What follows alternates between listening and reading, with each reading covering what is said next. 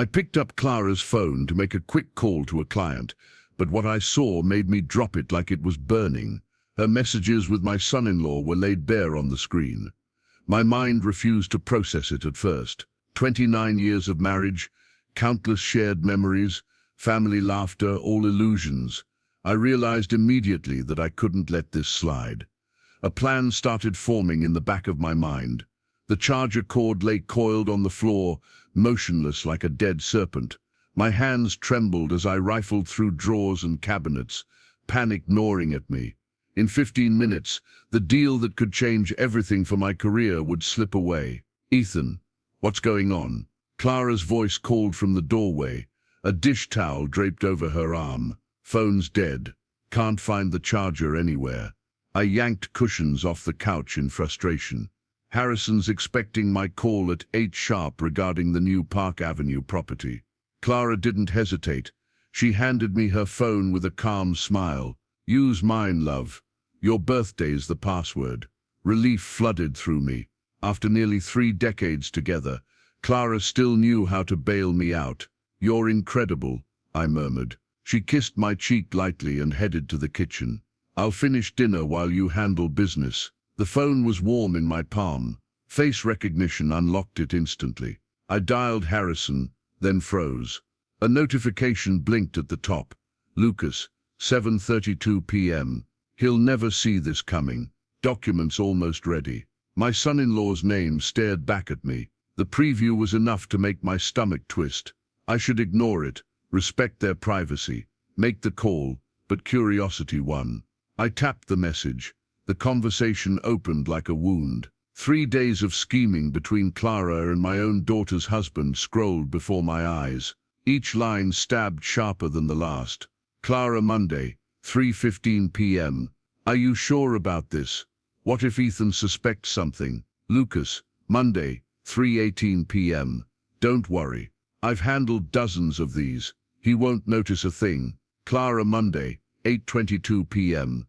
Timing has to be perfect after the Park Avenue deal closes." "Lucas, Tuesday, 11:45 a.m. 60/40th split as discussed. You get the house and retirement funds. I take the business through Nora." "Clara, Tuesday, 2:13 p.m. Nora doesn't know anything." "Lucas, Tuesday, 2:15 p.m. She thinks I'm working late on a merger." "Clara, today, 4:30 p.m. I hate lying to her." "Lucas, today, 4:33 p.m. It's cleaner this way. No messy feelings." "Clara, today, 7:28 p.m. When do I file?" "Lucas, today, 7:31 p.m. In a month, everything will be ready."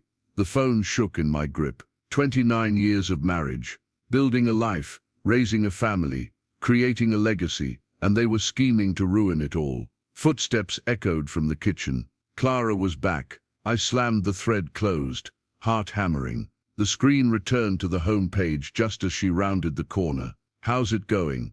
Did you reach him?" I studied her face. The same hazel eyes I'd fallen for in college.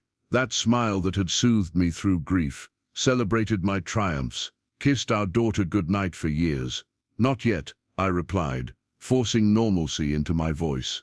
"Just dialing now." Harrison's voice crackled through the speaker. "Ethan, finally, Park Avenue, are we moving forward?" Clara moved around the kitchen, radiating domestic perfection. How many times had I watched this same scene? Clara cooking, me handling business, our life, a rhythm of trust. "Yes, terms look solid. We'll close in 30 days. "Excellent. My client's ready. Papers should be ready Friday." Every word felt muffled, underwater. The discussion of contracts now carried a sinister weight. Clara wanted to wait until after this deal to strike. Smart, maximize assets before the betrayal. Perfect. I'd need my attorney soon against my own son-in-law. "Friday then. Pleasure doing business, Ethan." I ended the call, handing the phone back. "Thanks, love. Really saved me there." She squeezed my shoulder, concern in her gaze. "You look pale. Everything okay?" "Just tired. Lots of work lately." The lies slid off my tongue. 29 years had taught me to read her, but I'd missed the most important cues. We moved to the dining room. Clara had set the table with the wedding gift china, crystal catching the chandelier light. Perfect, beautiful, false. I cut into the roast beef. So, how was your day? Quiet. Did some shopping, she replied, smiling, oblivious to the storm I was quietly brewing. I called my sister. Another lie. I found myself studying her face, searching for the subtle tells I'd missed before. The pause before mentioning her sister, the way she avoided my gaze when describing her afternoon. How many times had she fabricated visits? Those weekend trips that grew more frequent last month. Evening yoga classes that ended late with no hint of exercise exertion. New jewelry from clearance racks masquerading as luxury to my trained eye. Sophie called that afternoon. Clara said casually, "Lucas has got a major corporate case, long hours." My fork froze midair. Really? What case? She didn't elaborate. Lawyers were always cryptic about client matters. I nodded, playing the understanding father-in-law, while fury bubbled inside. Lucas wasn't working on any corporate case. He was orchestrating the dismantling of our family, using my own daughter as camouflage. Clara reached across the table and brushed my hand. "You're quiet tonight."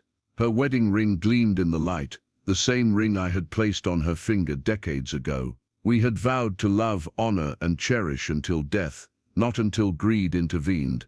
"Just thinking about the Park Avenue deal," I said.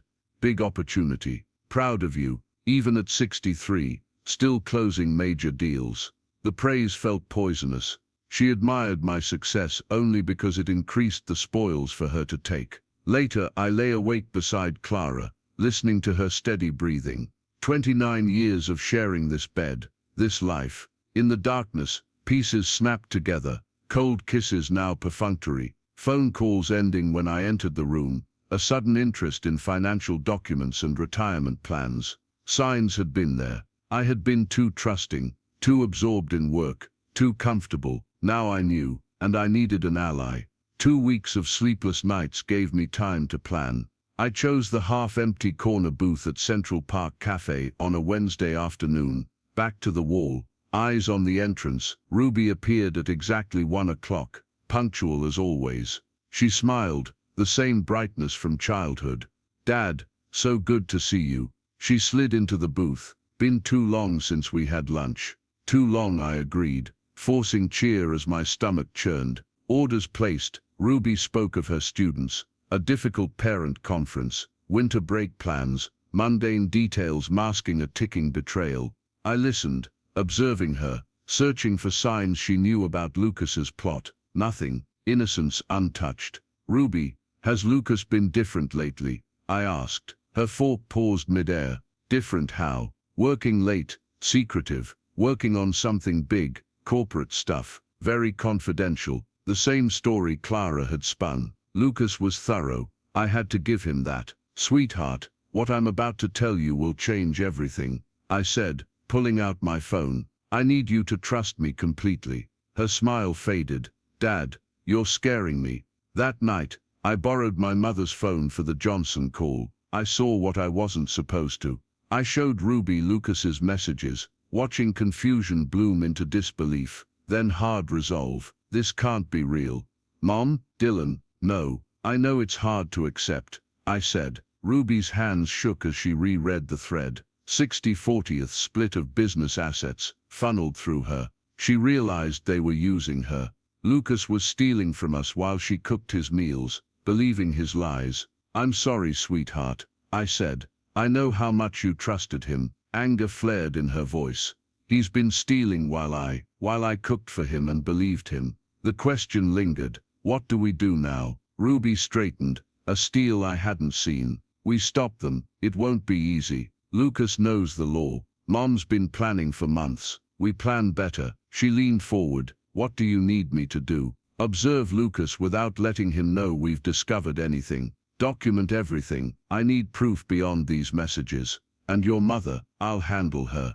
This stays between us. No one else can know." She nodded firmly. "When do we start?" "The moment you believed me instead of defending them," I said. Ruby squeezed my hand. "I'm sorry, Dad, for what they're doing." "For what, Lucas?" Her voice cracked. "I married him thinking he was honorable. We've been fooled. Not anymore." She straightened her shoulders. Timeline, end of the month. They'll file after the Park Avenue deal closes. 2 weeks to gather evidence and protect everything. 2 weeks to show them who they're messing with. I smiled. For the first time since that terrible night, genuine warmth returned. Ruby, whatever happens between your mother and me, you're the best thing I've ever done. Tears sparkled in her eyes, voice steady. We're going to win, Dad. They picked the wrong family. She left first, duty calling, straight-backed, determined. My little girl had grown into a formidable woman. 1 week later, I sat in the sterile office of Chen Investigations, business cards strewn across Thomas Chen's desk. The investigators reviewed my notes with professional detachment. Infidelity cases take patience, Mr. Burke, Chen said. Your wife's confidence in deception usually makes them careless. We need photographic proof, complete documentation. Money's no object, I said. Based on credit card statements, Clara frequented Manhattan locations, the Plaza Hotel most often. My stomach knotted. Twice weekly for 2 months, Tuesdays and Thursdays. I had been oblivious, buried in property reports. Chen revealed spa visits, jewelry purchases, intimate dinners. Are you prepared for what we may find?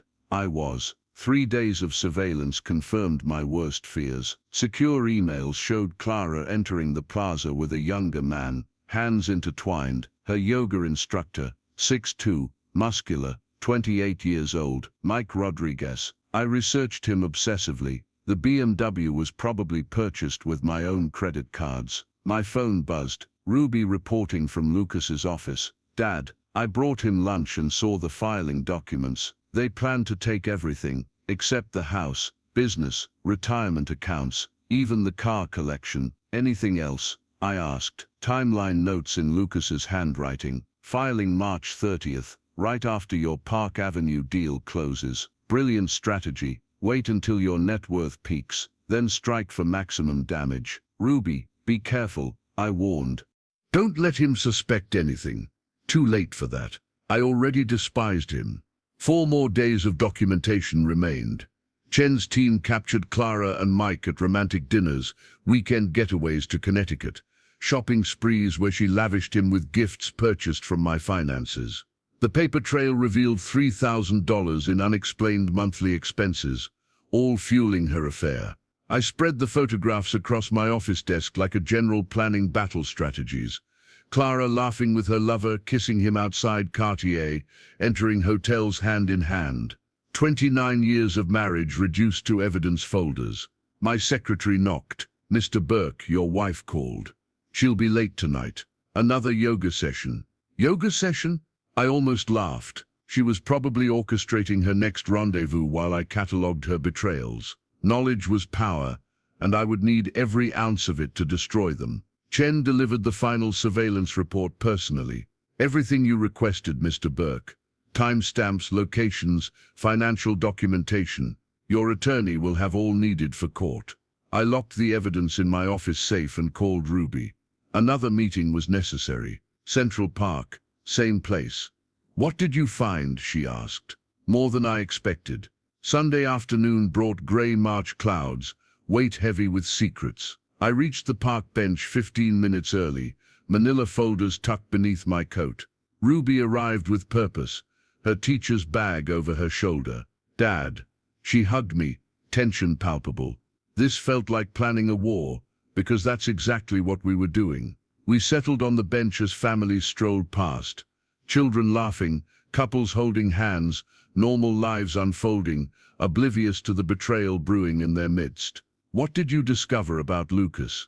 I asked. Ruby pulled photocopied documents from her bag. Complete asset division plan. He's calculated everything, even your office furniture.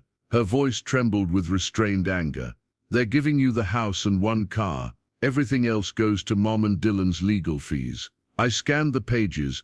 29 years of accumulated wealth reduced to line items in my son-in-law's handwriting. Business property, investment accounts, even Clara's jewelry marked for redistribution.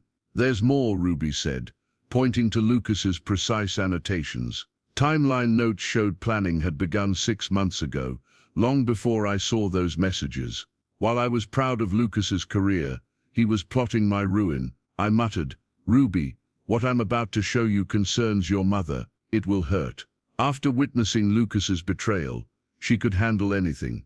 I handed her Chen's surveillance photographs. Ruby's face shifted as she processed Clara's indiscretions, the hotel entrances, intimate dinners, shopping sprees. Hands shaking, she whispered, "Who is he?" "Mike Rodriguez, fitness instructor from her yoga studio."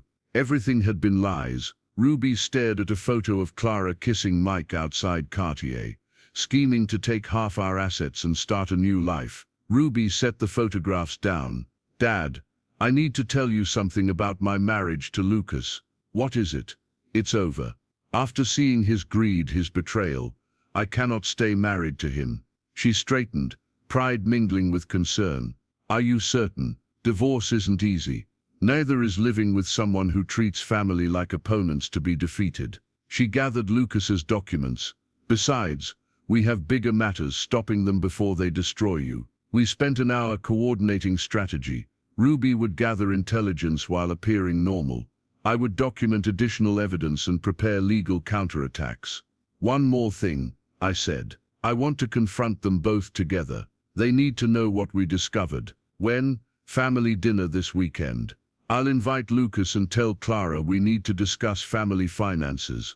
I smiled grimly. They would think it the perfect chance to manipulate me further. Ruby laughed, a sound I hadn't heard in weeks. "They have no idea what's coming." "None at all?" I asked. She stood, gathering her evidence. "After this is over, what happens to our family? We build something better, something honest." I watched Ruby walk away, confident, determined. My daughter had found a strength I hadn't known existed. Next weekend, Clara and Lucas would discover exactly how dangerous that strength could be. Wednesday evening found me in the kitchen, surrounded by credit card statements and financial records. Clara hummed while preparing dinner, completely at ease, unaware of the day I'd spent reviewing her betrayals.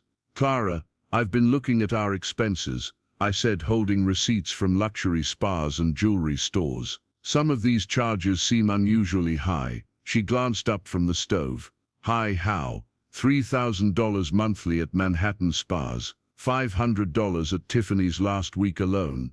Her pleasant expression became guarded. "Honey, I'm just taking care of myself." "Is that wrong?" I kept my tone reasonable, feigning confusion. "Shouldn't we discuss expenses this large beforehand?" Clara turned fully toward me, abandoning the stove. "Morris, you make me feel like I need permission after 29 years. Don't I deserve nice things?" Perfect manipulation, turning irresponsibility into a critique of me. "Of course you deserve nice things." I backtracked, apologetic. "I just want to understand the budget better. You've never worried about money before." She moved closer, hand on my shoulder. "Are we having financial problems? Should I be concerned?" Another deflection, now the worried wife, selflessly concerned about family security. "No financial problems. The Park Avenue deal alone would bring in $2 million. I watched her eyes light up. "I suppose I'm being cautious. You work too hard." Martha kissed my cheek. "Maybe I should cut back on spa treatments. More time together. Brilliant recovery. Sacrificing small luxuries to avoid scrutiny while appearing devoted." "Don't cut back on anything," I said, gathering the receipts, pretending to accept her explanations. "After all these years, you've earned the right to pamper yourself." She returned to cooking, crisis apparently resolved. "Sometimes you forget I'm not just a housewife. I have needs, desires, dreams like stealing my business assets to finance a new life with Mike." I nodded sympathetically. "Absolutely right. I get so focused on work I forget everything else." Clara beamed, convinced she had successfully managed the situation. "That's why I love you, Morris. You always listen." I watched her finish dinner, noting the ease of her lies and manipulation. 29 years of marriage, and I finally saw the real Clara Burke, the woman who could look me in the eye while plotting my destruction.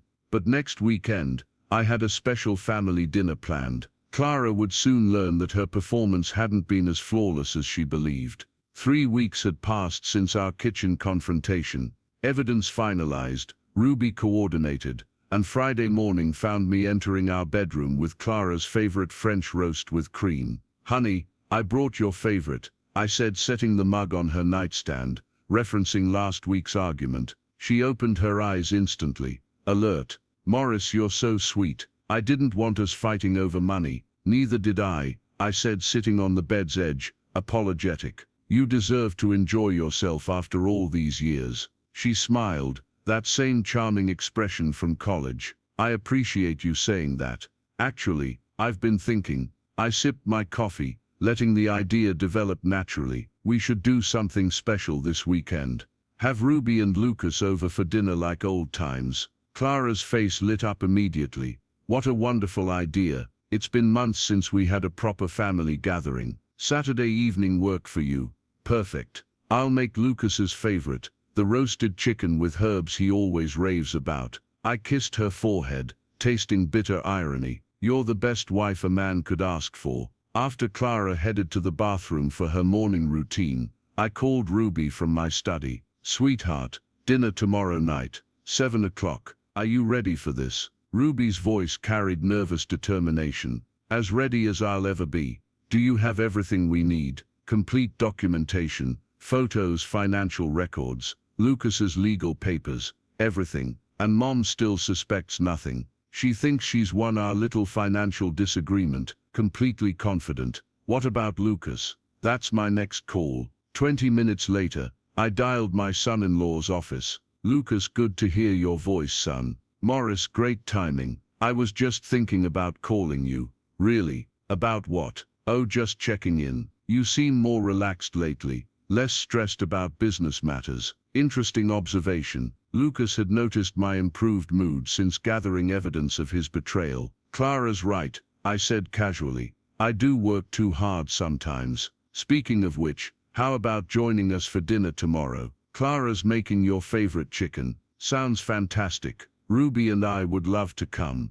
"Excellent. 7 o'clock. And Lucas, bring your appetite. Clara's planning something special. Wouldn't miss it. Thanks for thinking of us." I hung up, leaning back in my leather chair, surveying the evidence folders locked in my desk drawer, photographs of Clara's affair, financial records of her deception, Lucas's conspiracy papers captured by Ruby. Tomorrow night, my family would finally learn the price of betrayal. Saturday evening arrived with unseasonable warmth for April. I arranged wine glasses while Clara added finishing touches to the formal table. Our wedding china, crystal stemware, everything perfect for what she believed was a celebratory family dinner. "Morris, does this look right?" Clara adjusted the centerpiece, white roses from our garden. "I want everything beautiful for the children." "Absolutely perfect." I opened our best cabinet. "This calls for celebration." The doorbell chimed at exactly 7 o'clock. Ruby punctual as ever.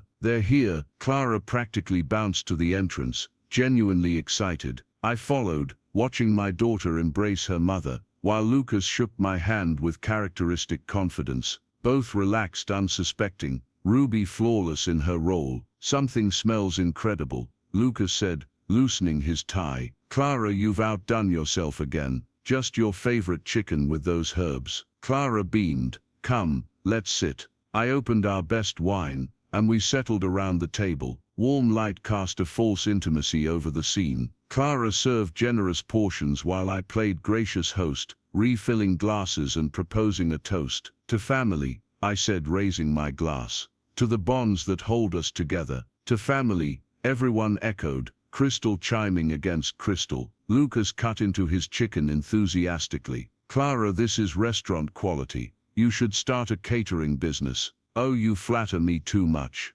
"No, I'm serious. You have a real talent for hospitality." Ruby smiled at her mother, then caught my eye across the table. The slight nod confirmed she was ready. "So Lucas, how are things at the firm?" I asked casually. "Many interesting cases lately. Busy season definitely. Lots of family law work. People getting divorced, asset divisions, that sort of thing. Must be challenging. All those emotional situations." "You learn to stay objective," I said. "Focus on legal aspects rather than personal drama." Clara nodded approvingly. "Lucas is so professional, always puts clients first. Family comes first for me." Lucas corrected, reaching for Ruby's hand. "Everything I do is about building our future together." Ruby's smile remained perfectly in place, though her grip on her wine glass tightened. "More wine, anyone?" I stood, refilling glasses. "We're celebrating tonight. No reason to hold back." "What exactly are we celebrating?" Clara asked. "Family loyalty," I said, settling back. "Trust, the things that really matter in life." Lucas raised his glass, "To loyalty and trust." We drank, and I excused myself from the table. "I'll get dessert ready." Instead of heading to the kitchen, I walked to my study and retrieved the evidence folders from my desk drawer. 5 manila envelopes, each labeled and organized, the complete documentation of betrayal. Time to serve the real dessert. I returned to the dining room carrying folders instead of dessert plates. Clara looked up, confused. "What's this, Morris?" Her voice carried the first note of uncertainty I'd heard in months. "Where's dessert?" she asked. "I've prepared something more interesting than dessert." I remained standing, placing one envelope in front of each person, keeping 2 for myself. "Evidence." Lucas frowned. "Evidence of what?" "Your conspiracy to steal my business assets and destroy our family." I opened Clara's folder first, spreading surveillance photographs across the table, like a dealer revealing cards. Clara and Mike entering the Plaza Hotel, intimate dinners, shopping expeditions, where she lavished him with expensive gifts. Clara's face went white. "Where did you get these?" "Professional investigators, very thorough ones." I turned to Lucas's folder. "Your turn, son." Ruby reached across, opening Lucas's envelope herself, revealing photocopied legal documents, asset division plans, timelines, and projections showing his expected share from the conspiracy. "How did you?" Lucas's voice trailed off as understanding dawned. "Ruby photographed these during her visit to your office last month," I said, smiling at my daughter. "She's been quite helpful." Lucas turned to Clara in shock. "Ruby, you knew about this." "I knew about your greed." Ruby's voice carried steel. "I'd never heard before. Your willingness to betray my father while pretending to love our family." "You don't understand the legal complexities," Clara interjected. "I understand you planned to steal everything he worked for, while lying to my face every single day." Clara had been examining the affair photographs with growing panic. "Morris, I can explain about Mike." "No need for explanations." I opened my second folder, revealing financial documentation, $3,000 monthly financing her affair, hotel bills, restaurant charges, expensive gifts for her boy toy, all funded by my success. "It's not what it looks like." "It's exactly what it looks like. A conspiracy between my wife and son-in-law to destroy my life and steal my assets." Ruby stood abruptly, facing Lucas with fury I'd never seen from my normally gentle daughter. "How could you do this? I trusted you completely." "Ruby, please, if you just listen." Lucas reached for her hand. "Listen to more lies." She laughed bitterly. "I've heard enough lies to last a lifetime." Lucas stumbled, calling her name desperately as she grabbed her purse and headed for the door. The front door slammed. Car engines started in the driveway. Clara and I sat alone in the wrecked dining room, surveillance photographs scattered across the remains of our so-called celebration.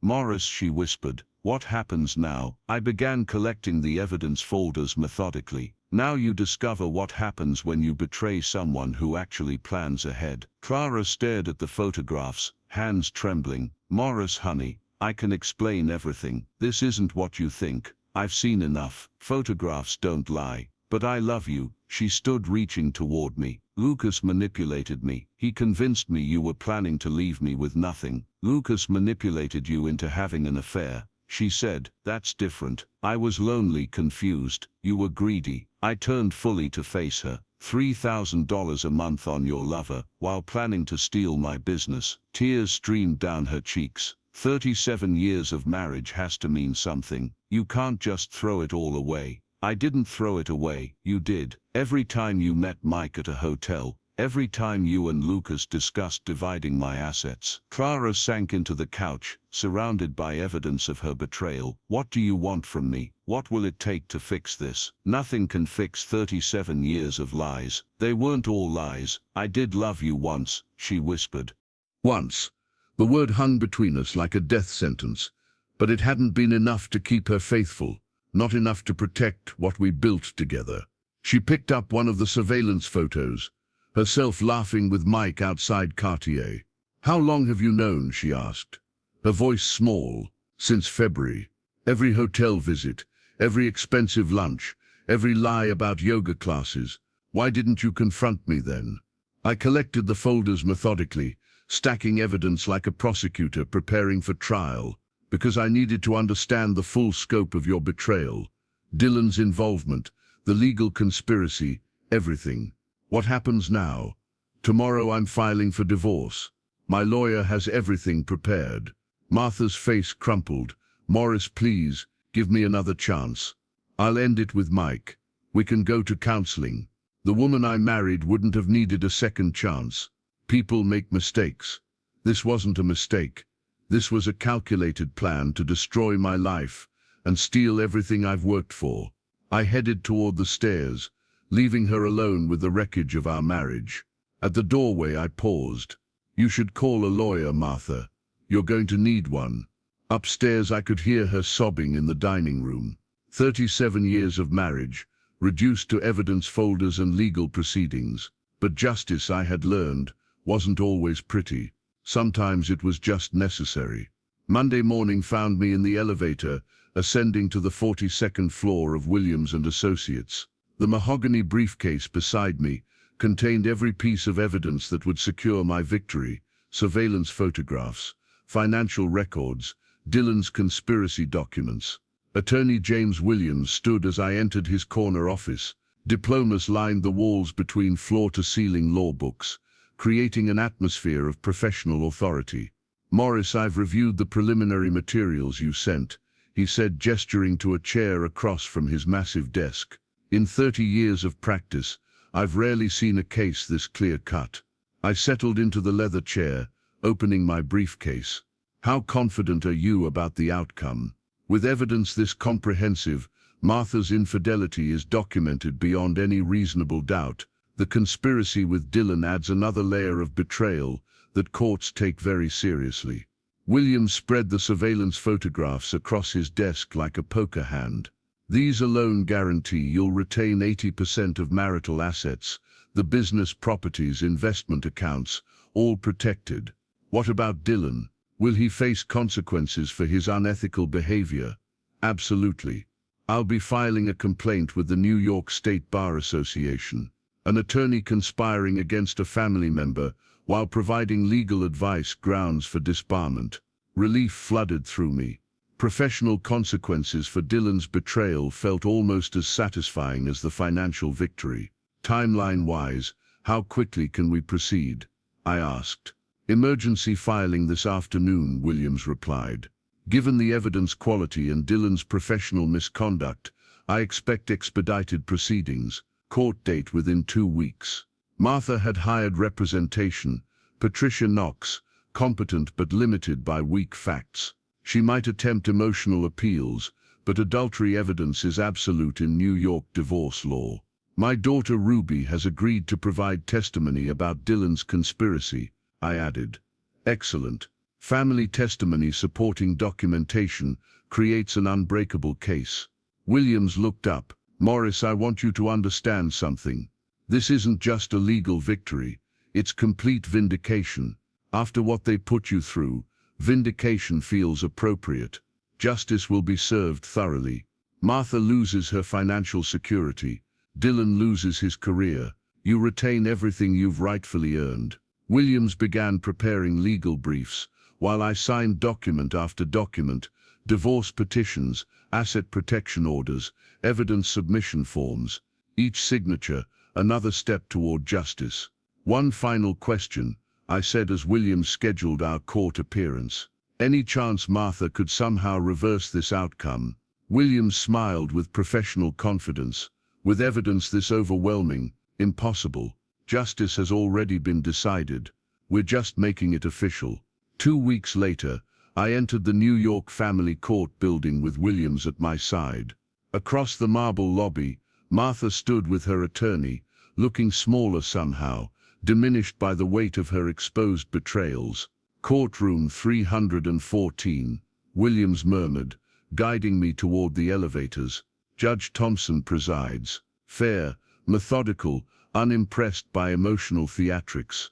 Ruby waited in the gallery, offering me an encouraging smile. My daughter had chosen her father's side decisively, her loyalty unwavering despite the family destruction. The case of Burke versus Burke, the bailiff announced as court convened. Petition for divorce with asset division. Judge Thompson, a stern woman in her 60s, reviewed the case file with professional detachment. Counselors, please present opening statements. Williams rose with quiet authority. Your Honor, we have irrefutable documentation of adultery and conspiracy. The defendant conducted a prolonged affair while plotting with counsel to defraud the plaintiff of marital assets. Martha's lawyer, Patricia Knox, attempted damage control. Your Honor, this case involves complex emotional factors. My client seeks fair division, considering 37 years of marriage. Evidence presentation, Judge Thompson directed. Williams displayed the surveillance photographs on courtroom monitors. Martha entering hotels with Mike Rodriguez, intimate restaurant meetings, shopping expeditions for expensive gifts. Each image struck like a judicial hammer. Financial documentation shows systematic deception. Williams continued, presenting credit card statements, hotel bills and gift receipts. $3,000 monthly financing of the defendant's affair, hidden from the plaintiff for 6 months. Knox tried deflection. Your Honor, marital difficulties often lead to poor judgment. This evidence suggests calculated deception rather than poor judgment. Judge Thompson interrupted, studying Dylan's conspiracy documents. Attorney Grant's involvement adds professional misconduct to personal betrayal. Martha attempted to speak. Mrs. Burke, you'll have the opportunity for testimony if your counsel calls you as a witness, the judge said. Knox wisely declined. No testimony could overcome photographic evidence and financial documentation. Judge Thompson deliberated for exactly 12 minutes. Evidence clearly establishes adultery and conspiracy to defraud. Asset division will reflect the defendant's betrayal of marital trust. The gavel fell with finality. An 80-20th division favoring the plaintiff. Business assets, properties and retirement accounts remain with me. Martha receives minimal spousal support. William squeezed my shoulder as the courtroom erupted in quiet satisfaction. Ruby approached from the gallery, tears of relief in her eyes. Dad, you did it. Justice won. Outside the courthouse, Manhattan bustled with normal life while my world had been permanently restored. Martha emerged separately, walking alone toward an uncertain future. 37 years, I murmured to Ruby, as we descended the courthouse steps. But the last 6 months showed who people really are, she replied. And you, Dad, are exactly who I always believed you were. Together we walked into the afternoon sunlight, our family bond stronger for having survived betrayal and emerged victorious. Justice, I'd learned, was worth waiting for.